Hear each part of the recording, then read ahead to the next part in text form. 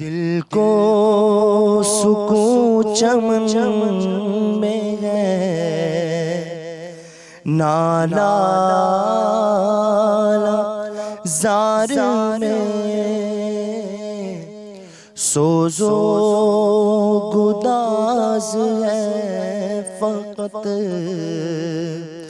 उनके दियार में।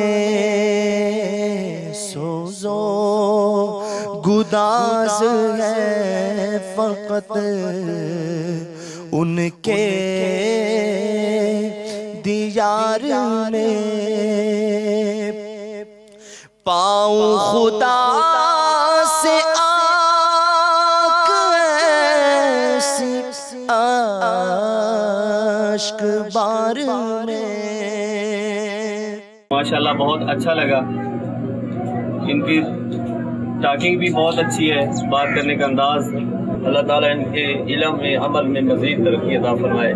ये तवीज़ात अतारिया का जो सिलसिला है माशाल्लाह बहुत खूब है। अल्लाह ताला तवीज़ात अतारिया और कलाम पाक की इस फयूज़ व बरक़ात से अल्लाह ताला हम सब को फैज़ अता फरमाए और हज़रत साहब का ये फैज़ हमेशा जारी और सारी रहे।